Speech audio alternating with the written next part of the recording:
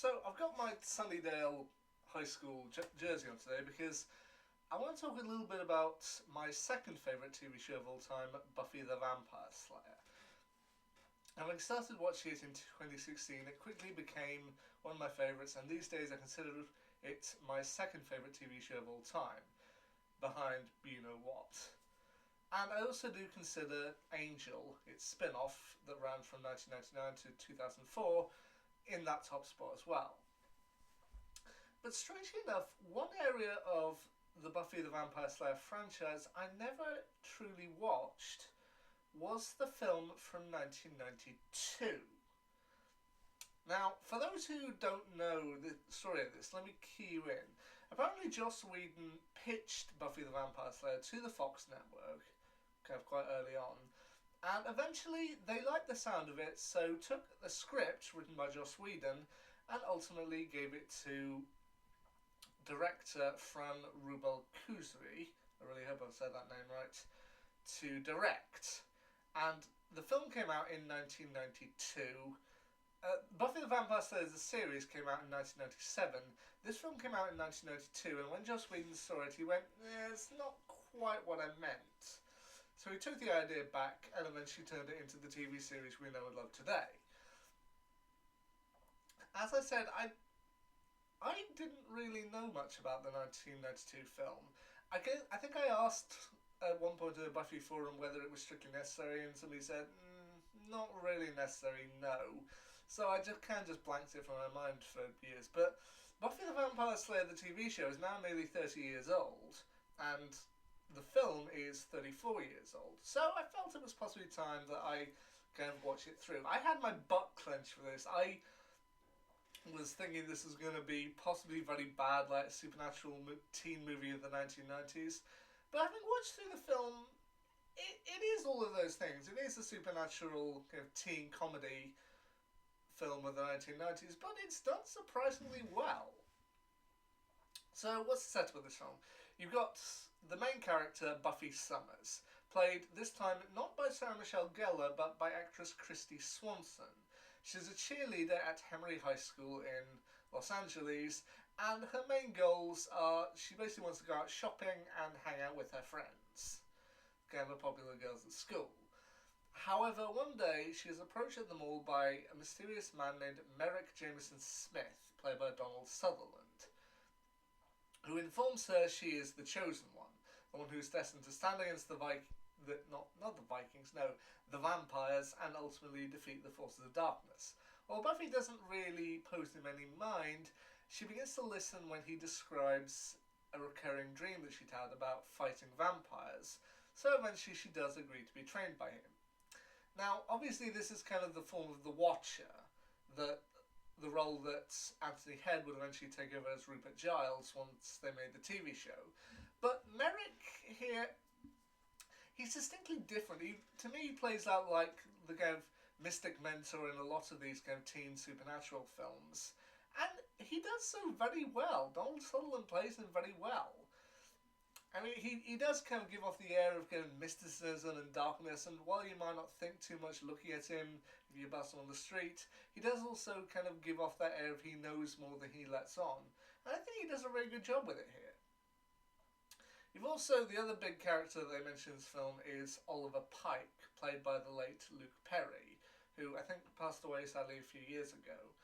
And you can definitely see kind of the areas of like Angel or Xander or like that Joss Whedon will eventually develop here. Basically, Buffy encounters him fairly early on when he's like I think at a bar or a restaurant or something, and she doesn't think very much of him, especially when he says, "My name's Pike." He's like, "That's not a name, that's a fish." But then you do kind of get to see the two of them develop a friendship throughout the film, even if they don't particularly like each other at the start. And I do like it. It does feel very organic. Now, the one thing I will say that I didn't like about this film kind of at the start was Buffy's attitude. Kind of at the very start of the film, she was kind of vain and vapid, and I just thought, oh god, if she remains like this throughout the entire film, I'm not going to like this. Thankfully, though, I think that's mainly because of her age, and like most of us at one point of our lives will be kind of vain or vapid or self-obsessed, but eventually we do kind of grow out of it and mature as we get older. And I think the way I justified this in my mind is that this is Buffy at the start, before she kind of becomes the Vampire Slayer that we all know and love.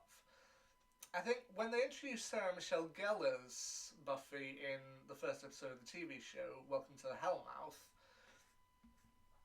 to me, that it's implied in that first episode she has had encounters with vampires before. Hell, she burned down the gymnasium with vampires inside. So this is, to me, before all that happens, when she's still kind of young and dumb as we are at that age, and just kind of wanting to do her own thing.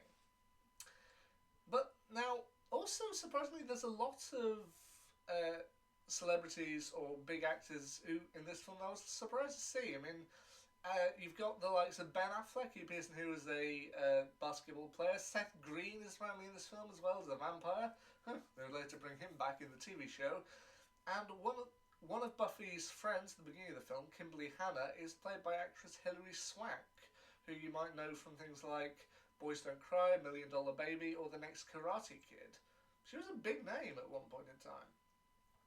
Also, that one of the vampires who she has to fight in the film, Amelin, is played by Paul Rubens. Yes, Pee Wee Herman himself was in the Buffy the Vampire Slayer property. Anyway, the other characters who I quickly want to get through here, you've got, as I said, Buffy, Merrick, Pike. You've also got Buffy's boyfriend in the film, a jock named Jeffrey Kramer, played by Randall Batinkoff. And Amelin is working for another big vampire in the film, Lothos, played by Rutger Hauer. Buffy's motivation to beginning of the film is just kind of shopping, hanging out with her friends, but then once she starts to be trained by Merrick, you do see kind of elements of that would later be developed into the TV show. I definitely got a few moments when she was fighting the vampires that did kind of remind me of the TV show. Ultimately, the vampires here, I think, are definitely more kind of what you'd expect when you hear the term vampires. Kind of very Count Dracula-esque, basically eccentric clothing with sallow faces and very large canines. That's kind of what you'd expect from most vampires. Now, I do prefer the vampires in the show. Like, I do like the design of them much more, especially when their faces change when they truly transform. Like, at first you can't really tell that there are other things, they just look like normal humans, but then once they turn their faces, that makes it a lot more. These are much more what you'd expect with vampires, but I think it does it fairly well. I do also like the relationship that develops between Buffy and Pike. I did mention about this a little bit earlier, but also towards the end of the film, when Buffy is kind of feeling at a low point, Merrick has been killed, and she's just wondering what to do, whether she's in over her head. So she eventually just decides to go to the kind of big school dance that has been talked about throughout the film, and there she finds out that her boyfriend Jeffrey has dumped her. And more than that, he's dumped her over her answering machine, basically saying, well, you're never there, that's why I left, that's why I broke it off.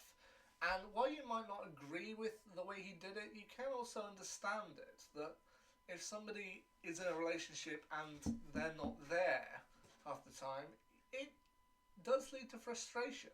Even if you don't necessarily agree with it, you can understand why he's doing this.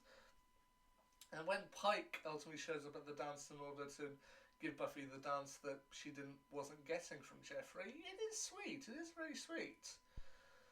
And I do like the kind of ending. The ending to me feels very kind of standard for these 90s teen supernatural films, that he helps her defeat it, they defeat the bad guys, to which I also, when I posted about this film online, people have said that Paul Rubens' character gets possibly one of the best death scenes in the entire franchise. Like, he's stabbed in the chest and then acts very overdramatic before eventually passing away after about 5 minutes.